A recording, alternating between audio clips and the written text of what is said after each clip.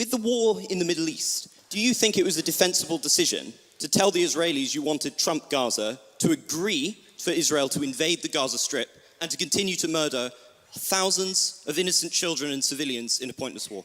Is that in America's interest? Is that in humanity's interest? Well, first of all, you should know something about Trump. There's something, if you realize with Trump over the last 10 years, he is quite the social media user and uses hyperbolic language at times. But let me ask you, in the conflict of Israel versus Hamas, who's the good guy? I believe both Hamas and the Israeli government are evil, but I think also that there is no justification. Are they equally? There is no justification for the murder and mutilation of thousands of innocent people and children in a futile... Let's zero in on it. There is no justification, Mr. Kirk. All right, so let's picture this. You are at one of the most prestigious universities in the world, and instead of using that platform to ask a thoughtful question, you decided to emotionally upload your entire political outreach on stage. Well, that's exactly what happened when this Cambridge students tried to take down Kirk. It did not go as planned. This debate turned into a wide mix of foreign policy rants, moral arguments, and straight-up shouting. But here's the kicker. Some of it was fair and some of it, unhinged.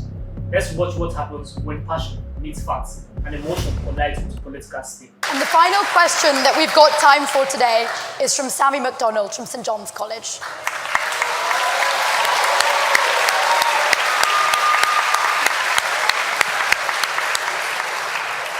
Good evening, Mr. Kirk. You've obviously devoted a lot of your life to electing, keeping in power Donald Trump, and you did so partly because you said Trump would put Americans first and take them out of foreign conflicts. Should we see how that is going at the moment? Currently, Trump has just accepted a $400 million debt from Qatar, which we're assured is perfectly above board.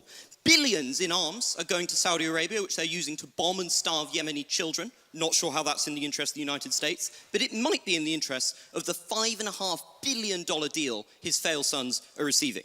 At the same time, this great president of peace has greenlit mass killings not just in Yemen, but in Gaza, where he greenlit an invasion called Operation Gideon's Chariot with the express aim of wiping out the Gazan population. You promised to put America first. Haven't you and your ilk sold America out?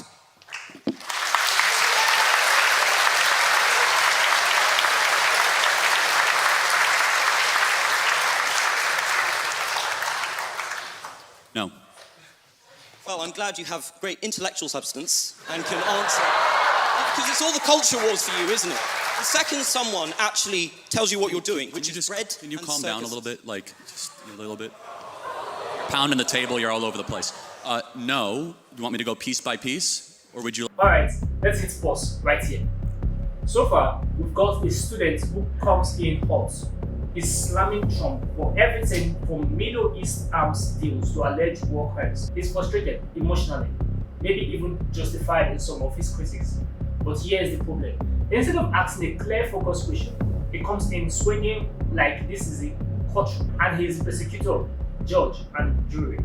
Now, to be fair, he raises valid points about Yemen, Gaza, and Trump's business connections. But if you're gonna go this hard in front of a political heavyweight like Charlie, you better be ready to defend your argument, not just through shade. Watch how Charlie flips it back. Whether you agree with him or not, his composure and ability to reframe the question gives him the upper hand here. Let's keep it real. Like me to talk slower? I think you can... Number one, Donald Trump is convening a peace deal between Russia and Ukraine. Joe Biden gave them armaments. That's going well, isn't it? It's going well. Can you not interrupt me? Well. I allowed you to talk uninterrupted. You're famous for not interrupting. I haven't interrupted a single person here today. Can I speak uninterrupted, actually? Okay. He is convening a peace deal between Russia and Ukraine. I believe we will see an end to that war. Number two, he's actually talking to Iran and discouraging Israel to strike the interior of Iran and has stopped many other international countries to do the same. Number three, can you give him credit for ending the Indian-Pakistan war? Both of them said he didn't do that. Well, hold on a second. Let's go back. No, that's important. Russia, Ukraine. Hold on, that's important. Can I speak now? Yes, but the Indian-Pakistan thing, you got to go deeper than that. Let's go in order. Is a peace summit where the main person in question, Russia, doesn't show up, is that a success, Mr. Kirk? I'm not even sure. I'm not even sure. Is that a success? Well, again, these are ongoing negotiations. And it's a lot better than when your Prime Minister, Boris Johnson, went alongside our Secretary of State, Tony Blinken, to Istanbul and unnecessarily blew up a potential Russian peace deal, which has resulted in hundreds of thousands of dead Ukrainians, one of the great unnecessary wars of the modern era. Donald Trump believes in conversation and police through strength. He has been president for well over 120 to 130 days, and he has already ended a war between two nuclear conflicts of India-Pakistan. He has secured our own U.S. southern border while we were being invaded by foreign powers. And thirdly, he is brokering a potential settlement with Iran that will prevent a major escalation in the Middle East. And finally, it is very difficult, but I believe they'll get it done, that will finally see an end to the Russian-Ukrainian war. I'm just going to disregard the enormous lies you just put out there about Russia and Ukraine. Okay. But do you really think leverage, negotiations work if you cut off all your leverage and scream at one party in the Oval Office? Don't you think that has just emboldened Russia? Because look at the approach. Putin thinks so much of your glorious president, he can't even be asked to show up. You have elected, or help elect, somebody who is at best an idiot and at worst is deeply corrupt. Okay, again, so Trump and Putin had a 2-hour phone call today. You'll acknowledge that's a good thing. The pursuit of peace can sometimes be a winding road, and it's a lot better than sending hundreds of billions of dollars further into the killing fields of eastern Ukraine, something that tragically both the UK government and the US government has been unnecessarily supporting for a couple of years. President Trump wants to see a brokerage, an ending of this settlement. I pray we can get it. It's very complicated because of the mess that Joe Biden left, which was an active kinetic war with a nuclear power sending American-made missiles into the interior of Russia. So President Trump has already ended a war. He's ended an invasion. He's only 130 days into this. And I believe, we do not know. At this point, we are merely speculating, which I think we should not spend our time doing that, because eventually one of us will be right. I believe we'll be right, and I believe we'll see an end to this war. Can we just talk about 100 billion's worth of weapons? Because you dodged my question on what was going on in the Middle East, where Trump has just signed enormous arms contracts with Saudi Arabia and with Qatar. And I noticed you ignored the fact that this might have had anything to do with the blatant corruption going on through the Trump coin and going on through giving the very competent sons of Donald Trump billions of investment from Saudi Arabia and Qatar. This is something that is directly embroiling Americans into conflict, but is importantly killing many innocent people. Those nations have been known to terrorize innocent civilian populations. So if you're coming to me and you're objecting to America selling weaponry, why are you defending shilling for the Saudis? Well, hold on. One is sending weaponry, one is purchasing. Secondly, you do know that the biggest purchase that was announced was commercial airliner, 737, $100 billion. We've heard of Qatar Airways. They purchased $100 billion of commercial airways. You are right, there were some weapons contracts. But I guess the question is, would you rather have Saudi Arabia buy weapons from America or China? I'd rather they not have American weaponry at cut price rates. See, I disagree. Let's talk about Qatar for a second. Okay, fine. You mentioned Qatar. You've been talking a lot about Hamas and the evils of Hamas. Can I ask you, who's the main funder of Hamas? Well, the Palestine... State? Well, the West actually funds Hamas. Which state? Well, Iran funds... No. Also, where are the Hamas leaders? And also Qatar funds Hamas. Yes. It is a combination of international relief organizations. Is this a state we should have a 400 million jet with the President of the United States on it? Hold on. First of all, it was not given to him personally. I understand the optics of it, but it was not given to him personally. It was given to the U.S. government. And under that standard, no U.S. government should ever receive any gifts from any foreign countries whatsoever. It's not given to him personally and not a violation of the... Then why is he trying to transfer it to his personal library? He is. Not, actually. Okay, again, he sent out a statement. This is way too in the weeds. If you want to keep on going it, we can. It's not in the weeds. It's a fundamental moral principle. Okay, so under that fundamental moral principle then, can you acknowledge, though, that President Trump is getting more done in a less period of time than any president we've seen, while our prior president did not even know what year he got elected? You understand the contrast here. Whataboutism again? I'm not a defender of Biden. I'm not saying President Trump is far better than the predecessor. You have to defend the person you spent millions to elect. I will defend every day of someone who ends an invasion. That's all you do, who brings down the price of oil, who is revitalizing the American economy, who's brokering peace, who stopped the potential nuclear war, who is bringing Iran to the table and bringing Russia to the table, someone who does not want armed conflicts with the greatest powers of our time. I will defend that endlessly. What are you defending? In a fantasy world of your own creation. So it's quite hard to engage say that, with. But then disprove it. Let's check on how Trump is doing in terms of diplomacy.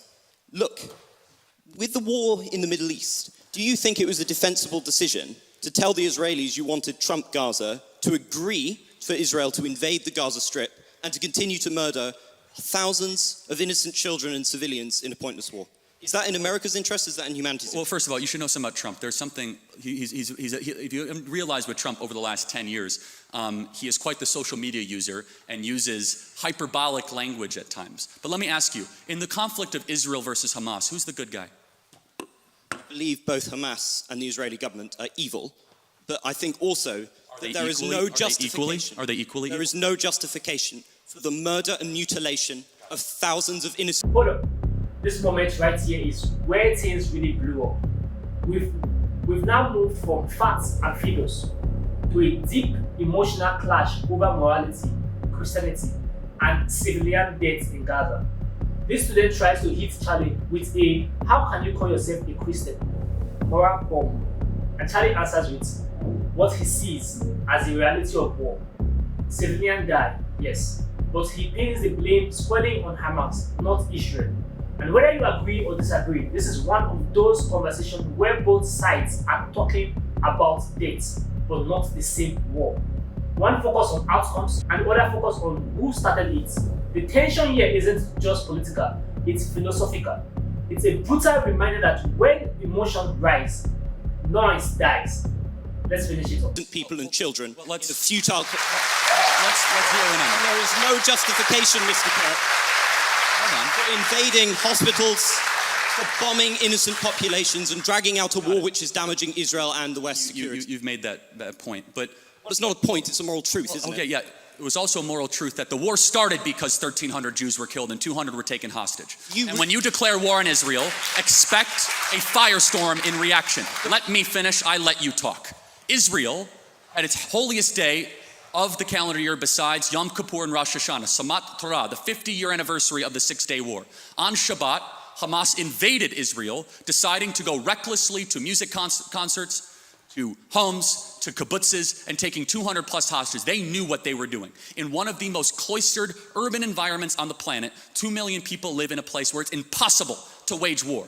Impossible. Where they wear civilian clothing, they violate every tenet of the Geneva Convention, and the IDF, when they do something right, they get no credit. When they do life-saving surgeries of a Gazan child, they get no credit. When they drop leaflets, they get no credit. But when they happen to bomb a place where they are operating their military from, which we now know from third-party verified sources, hundreds of Hamas military operations are in mosques, schools, and hospitals. I'm sorry, the country where they were living in relative peace on October 6th, that all of a sudden we had a war and Hamas started the war. And I don't see people that were really upset about the 2 million Germans that were killed in World War II, civilians. A tragic truth of war is that civilians die. I don't like it and you don't like it. And they brought it upon themselves. The only operation and entity to blame is the leadership of Hamas, not the Israeli government, for fighting this defensive war after they were invaded.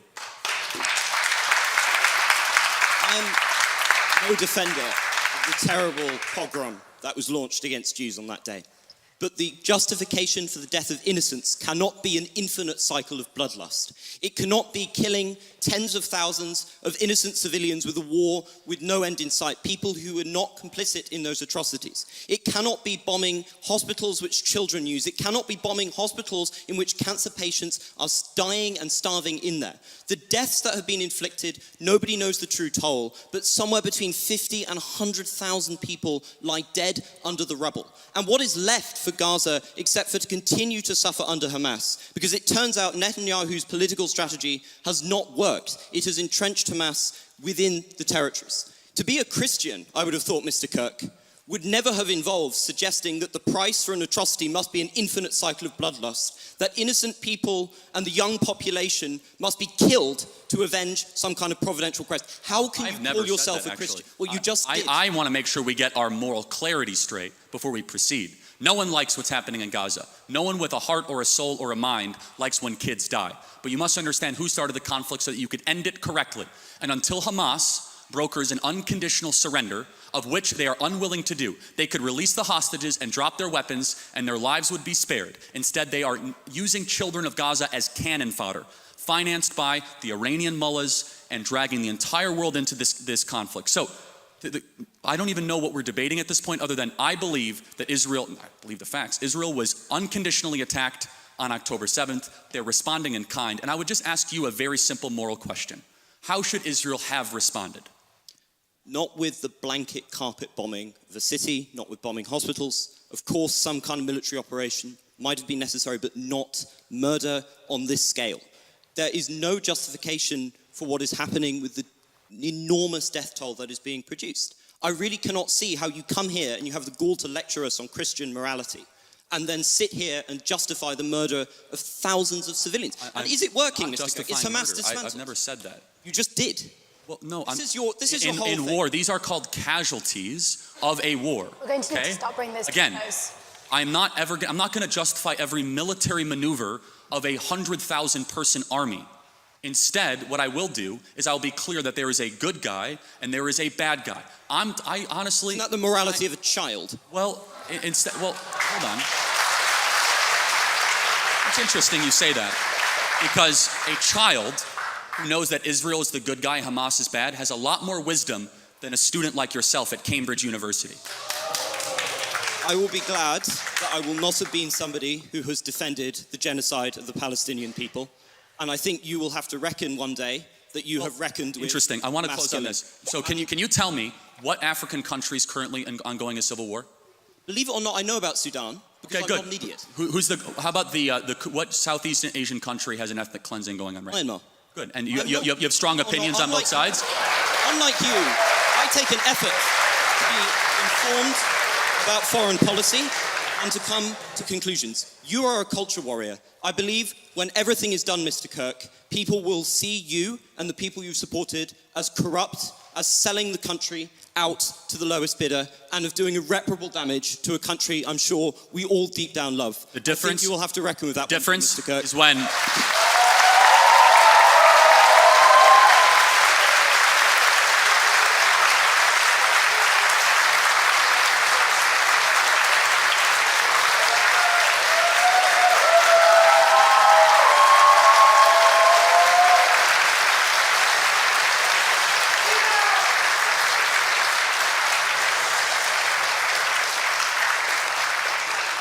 The difference is when we get our way, we'll still have a country, and your country will be a third world hellhole. So what did you just watch? A very chaotic and honestly very real conversation. One guy came with passion and anger, and the other guy came with cold facts and political framing. Both had moments, but neither really won. Because this isn't about winning. This is about two worldviews colliding, one screaming about morality, and the other defending strategy. And somewhere in between, civilians are dying, weapons are being sold, and both sides are trying to call it peace. So I'll leave you with this.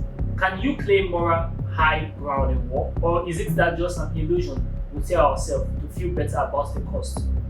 Drop your thoughts in the comments and hit the like button if you made it this far. And as always, keep thinking deeper.